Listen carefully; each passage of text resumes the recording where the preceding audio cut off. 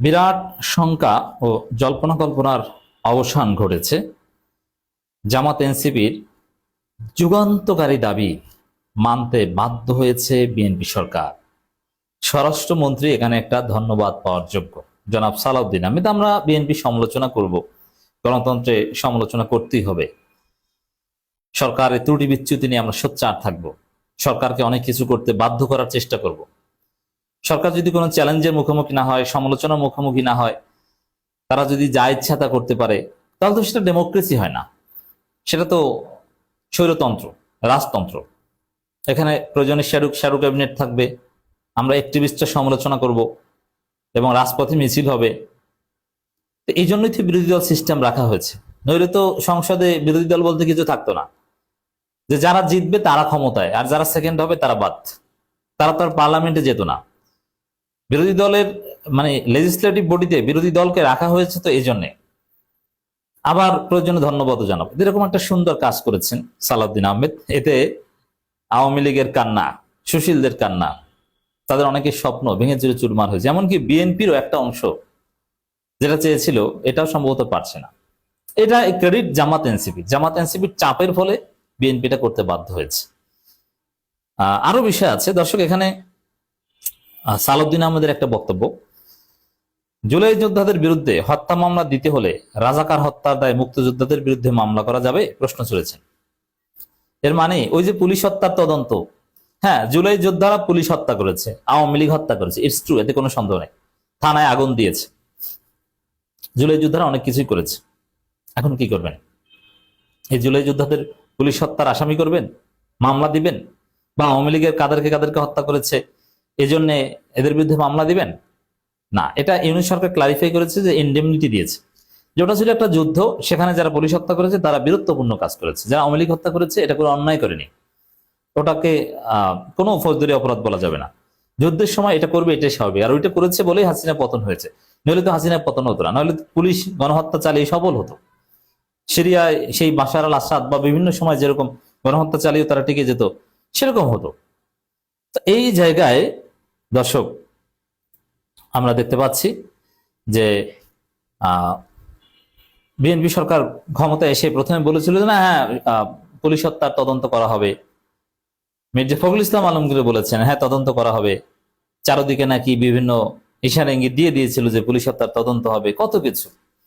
কিন্তু শেষ পর্যন্ত সালাউদ্দিন আহমেদ বলেছেন না, পুলিশ হত্যার তদন্ত করার কোনো উদ্যোগ নেওয়া হয়নি, এবং তিনি এখন বলছেন তাদেরকে মামলাও দেওয়া হবে না। তো এখান থেকে স্পষ্ট যে জুলাই যোদ্ধাদের পুলিশ হত্যা কিংবা আওয়ামী লীগ হত্যার জন্য পুরোপুরি ইনডেমনিটি দেওয়া হবে।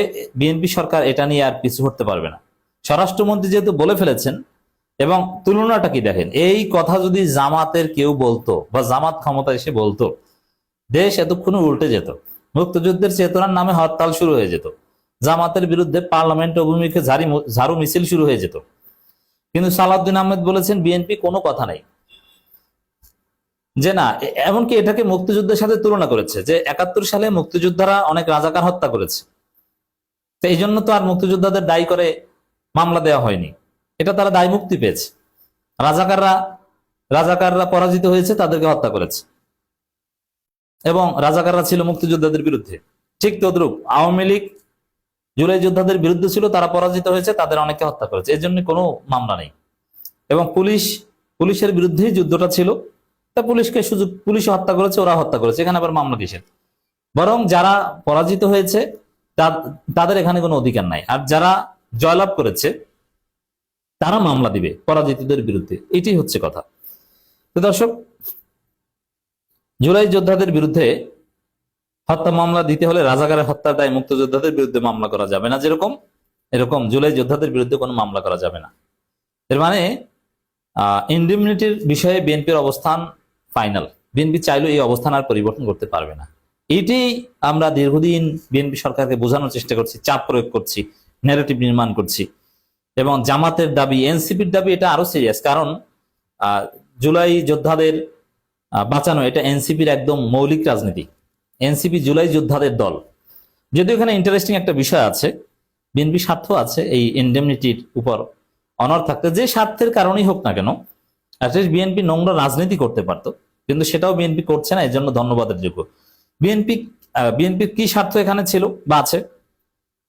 দেখেন, এই ইনডেমনিটি না দিয়ে যদি পুলিশ হত্যার বিচার করে, তাহলে দেখা যাবে যে 99.99% কেসের সাথে জড়িত বিএনপি। বিএনপির লোকজনই পুলিশ হত্যা করেছে, থানায় আগুন দিয়েছে, অস্ত্র লুট করেছে। এখন বিএনপি সরকার বিএনপিকে ফাঁসাবে, এটা তো হয় না। তো এই জন্যে এই ইনডেমনিটি বহাল রাখছে। কিন্তু বিএনপি এখানে নোংরা রাজনীতি করতে পারতো, কিন্তু করেনি। সেটা হচ্ছে যে ঠিক আছে, তদন্ত করা হবে, এই করা হবে, সেই করা হবে, ইনডেমনিটি চলবে না, এই কথা বলে জামাত শিবিরকে, এনসিপি কে দৌড়ের উপর রাখতো, তাদের বিরুদ্ধে ন্যারেটিভ নির্মাণ করতো, প্রচারণা চালাতো যে এগুলো তারা করেছে, হ্যাঁ ছাড় দেওয়া হবে না। অথবা হাজার ঘটনার মধ্যে যদি একটার সাথে জামাত বা এনসিপির কারো সামর্থ্য যোগসূত্র পাওয়া যায়, ওইটাকে কেন্দ্র করে যেহেতু মিডিয়াগুলো সব বিএনপির দখলে, প্রচারণা চালাতো, জামাত এনসিপি কে ডিমোরালাইজ করতো। তারপরে দিন শেষে বিচার টিচার করতো না, কারণ বিচার করতে গেলে, পূর্ণাঙ্গ কিছু করতে গেলে তো বিএনপি ধরা খাবে। এই জন্য পূর্ণাঙ্গ কিছু না করে আংশিক কিছু বিষয় সামনে এনে জামাত এনসিপি কে ভোগান্তির সম্মুখীন করতো, বা তাদেরকে অ্যাটলিস্ট ন্যারেটিভের পলিটিক্সে তাদেরকে ভিলেন বানাতো। কিন্তু দেখা গেছে বিএনপি সেটাও করেনি, এবং করেনি তারা এই জন্য যুক্তি দিচ্ছে 71 সালে মুক্তিযুদ্ধে। তো এতে তো অনেকের হৃদয় খান খান হচ্ছে, 24-71 মিলিয়ে ফেলছে।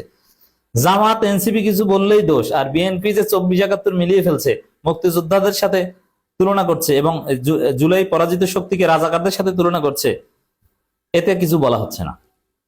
দেখছেন মিডিয়া দখলে থাকলে কি উপকার হয়। তো জামাত এখান থেকে শিখুক, তাদের মিডিয়া লাগবে। তো দর্শক, বিএনপি বাধ্য হয়েছে, এটাই বলবো, কারণ শুরু থেকেই এনসিপি জামাতে বিশেষ সোচ্চার ছিল, অ্যাক্টিভিস্টরা সোচ্চার ছিল। সালাউদ্দিন আহমেদের আরেকটা বক্তব্য নিয়ে আমার এই এপিসোডে আলোচনা করব। সালাউদ্দিন আহমেদ বলেছেন, জামাত ও 11 দলীয় জোটকে উদ্দেশ্য করে স্বরাষ্ট্রমন্ত্রী সালাউদ্দিন আহমেদ বলেছেন, আপনারা সরকার গঠনের স্বপ্ন দেখাও নাজায়েজ, তাহলে আমরা কি আরেক স্বৈরাচার উত্থান দেখতে চলছি? এই প্রশ্ন জামাতের অনেকজন করছেন, যে জামাতের বা 11 দলীয় জোটের ক্ষমতার স্বপ্ন দেখাও নাজায়েজ।